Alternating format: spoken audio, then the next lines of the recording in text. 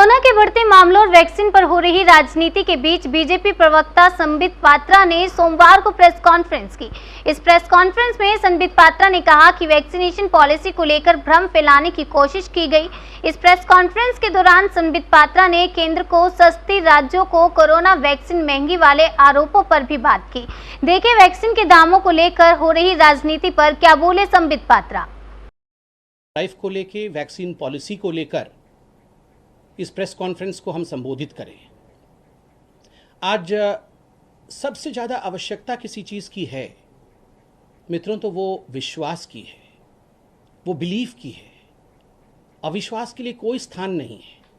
यदि हम आपस में लड़ें, यदि हम भ्रम फैलाएं, यदि राजनीति के चंगुल में फंस जाएं और विश्वास को हरा बैठें, तो हम इस जंग को कैसे जीतेंगे।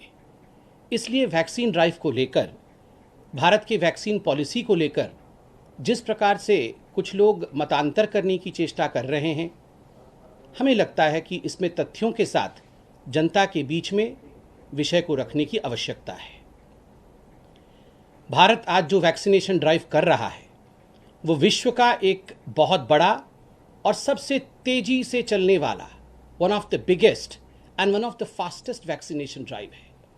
आज तक लगभग 15 करोड़ लोगों को भारत ने वैक्सीनेट किया है। यह अपने आप में एक बहुत बड़ी छलांग है।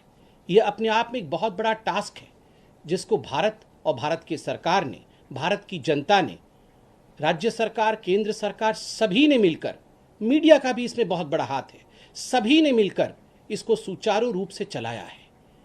बंधुगण, मैं एक बात कहना चाहता हूं कि इसका दारोमदार आप सभी नागरिकों पर है कि किस प्रकार से इसमें, इस भ्रमजाल में नहीं फंसना है। आज हम तथ्यों को समझेंगे कि जो भ्रम फैलाने की कोशिश हो रही है, आखिर वो भ्रम क्या है और सत्य क्या है। ये जो वैक्सीनेशन ड्राइव शुरू किया गया है भारत में, केंद्र सरकार ने जो वैक्सीनेशन पॉलिसी अपनाया है, यह एक्सपर्ट्स ने अपनाया है, यह एक्सपर्ट्स ने बनाया है। और किस आधार पे बनाया है? It's a well defined vaccination policy, एक अच्छे तरह से परिभाषित पॉलिसी है। दूसरा, यह एक साइंटिफिक पॉलिसी है, अर्थात एक वैज्ञानिक दृष्टिकोण के साथ बनाया हुआ पॉलिसी है।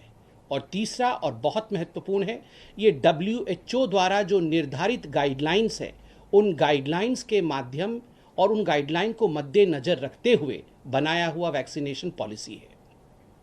तो किसी ने आर्बिटरीली, किसी ने अपने मन मुताबिक, अपने मन के हिसाब से ये वैक्सीनेशन पॉलिसी या वैक्सीनेशन ड्राइव नहीं बनाया है। एक साइंटिफिक बेसिस है इसके पीछे।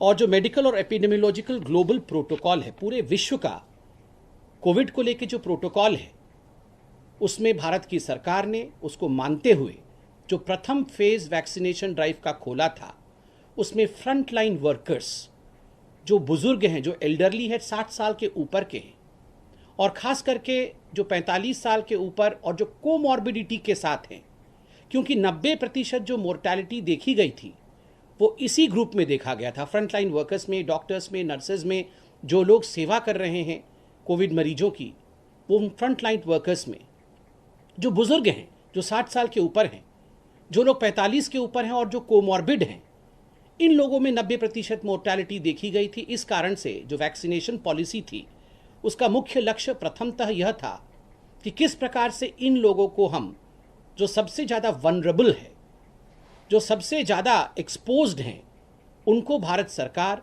उनको हम कैसे बचा सके।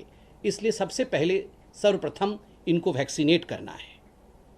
ये प्रोसेस सही चल रहा था। This whole process was gradually progressing and evolving as well. बंधुगण, उसी बीच कहीं ना कहीं मुझे दुख के साथ कहना पड़ रहा है कि राजनीति का भी प्रवेश हुआ। ठीक है, कंस्ट्रक्टिव क्रिटिसिज्म बिल्कुल होना चाहिए, मगर राजनीति के अंतर्गत कुछ 3-4 मांगे रखी गई। एक मांग था कि the central government should be opening up the vaccination policy. ये जो वैक्सीन पॉलिसी चल रहा है, कहीं ना कहीं ये सेंट्रलाइज्ड हुआ रखा है, सेंट्रल गवर्नमेंट के हाथ में है, और इसको ओपन अप करने की आवश्यकता है, इसे खोल देने की आवश्यकता है। अंग्रेजी में कहें तो इसे लिबरलाइज करने की आवश्यकता है, ऐसा एक मांग आया। आदरणीय राहुल गांधी जी ने भी इस विषय को रखा था कि इसे लिबरलाइज करने की और ओपन अप करने की आवश्यकता है। जो दूसरी बात कही गई, वो बात कही गई कि why don't we draw in the private players. हम जो प्राइवेट प्लेयर्स हैं मार्केट में, हम उनको क्यों नहीं लाते हैं, उनको क्यों नहीं इसमें सम्मिलित करते हैं, कॉरपोरेट्स को क्यों नहीं सम्मिलित करते हैं, बाकी जो प्राइवेट प्लेयर्स हैं उनको क्यों नहीं सम्मिलित करते हैं, वो भी स्टेक होल्डर बने और वो भी इस पूरे प्रोसेस में मददगार साबित हो, यह भी कहा गया। तीसरा विषय जो कहा गया, मुझे याद है प्राइवेट प्लेयर वाला विषय मैंने अभिषेक मनु सिंघवी जी ने भी कहा था, ट्वीट भी किया था, वो मैंने देखा था। तीसरा विषय जो कहा गया वो कहा गया कि give more space and levy and leeway to the states. जो राज्य हैं, जो राज्य की सरकारें हैं, उनको ज़्यादा स्पेस दीजिए, राज्य सरकारों को ज़्यादा स्थान दीजिए, ज़्यादा महत्व दीजिए। Let them also have a say and let them also decide. राज्य की सरकार भी निर्णय ले, यह राज्य के सरकार के ऊपर छोड़ना चाहिए। यह भी मुझे याद है राहुल गांधी जी ने कहा था। और जो चौथी डिमांड रही थी, कई ऑपेड्स भी आए थे, कई अखबारों में भी छपा था, वो था ओपन मार्केट पॉलिसी, कि let the markets be open to the vaccine. आप वैक्सीन को मार्केट फ्लेक्सिबिलिटी पे छोड़िए। जब एक प्रतिस्पर्धा होगी मार्केट में और ओपन मार्केट होगा तो ये हर किसी तक पहुंच पाएगा और भारत अपने नागरिकों को यथाशीघ्र वैक्सीनेट कर पाएगा।